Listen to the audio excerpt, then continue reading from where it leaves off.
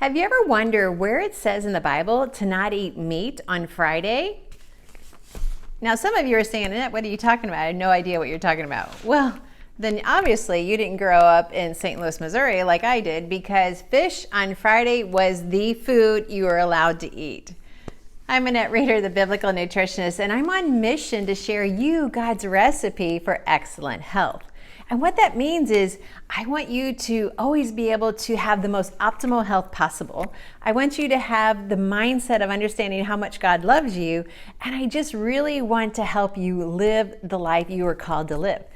Okay, but eating meat on Friday, what does that have to do with anything? Actually, it's very interesting, and I think you're going to find it interesting as well.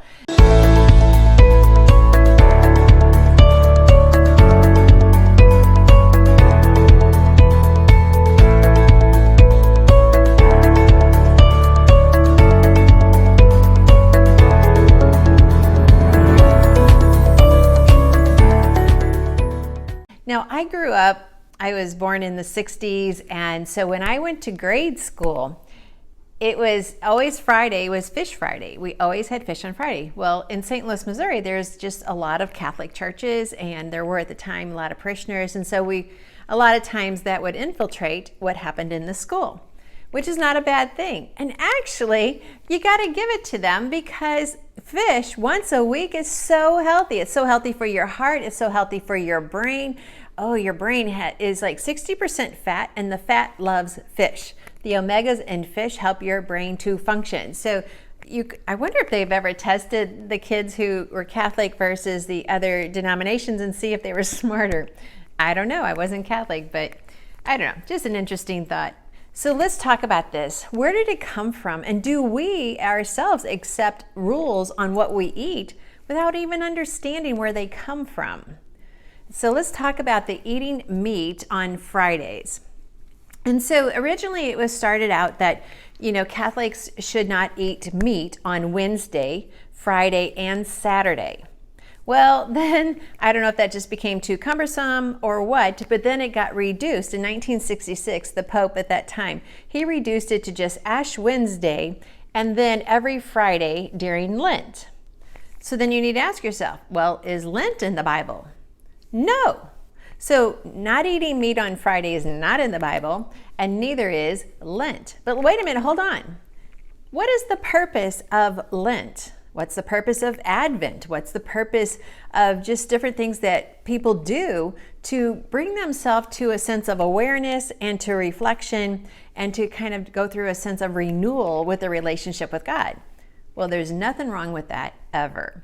So if you do Lent, if you do Advent, if you do other seasons where you might do the Daniel fast, anything that you can do to interrupt the normal and hit a pause button and change your eating, it's going to give you time to reflect on what God's doing in your life. And that's the actual beauty of Lent. Now, so Lent was designed that 40 days leading up to Easter, and you'll still hear people today say, oh, I'm giving up this food for Lent or this food. And it's kind of interesting to talk to people who do Lent, and I would always say, well, is that a food you normally eat?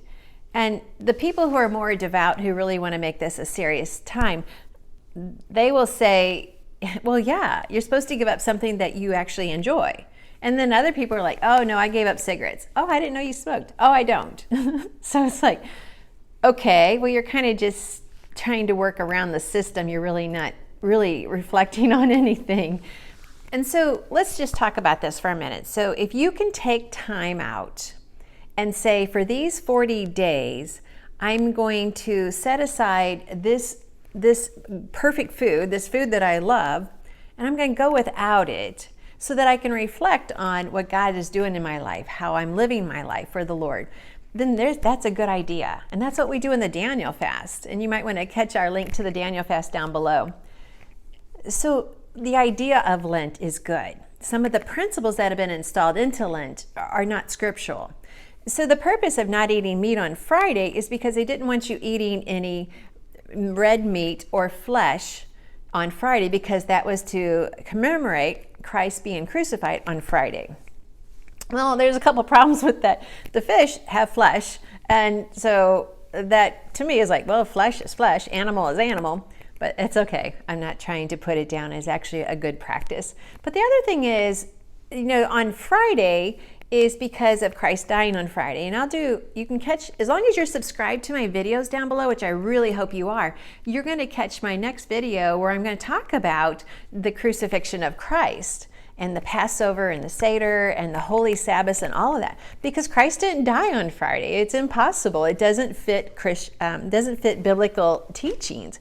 And everything has to come back to God's word. If it's not clear in God's word, if it wasn't, outlined in God's word, then we need to ask ourselves, okay, where did we get that understanding from? So, there was 2 Sabbaths the week that Christ was crucified. There was a holy Sabbath, and then there's your regular Sabbath. And that's where people get confused. So there was no Friday crucifixion. Because remember Jonah? It talks about in Jonah how he was in the belly of the whale 3 days and 3 nights. There was a reason for that. 3 full days, 3 full nights. And that cannot happen on a Friday. Okay, so back to Lent, back to eating meat on Friday. Yeah, it's not scriptural at all, but the practice is still good. If you can take a day of the week, or if you can take a season of the year, and what I like to do is do it based on biblical festivals. Purim is a great one to teach your children about how God works. Passover is a beautiful time to teach the story of Christ.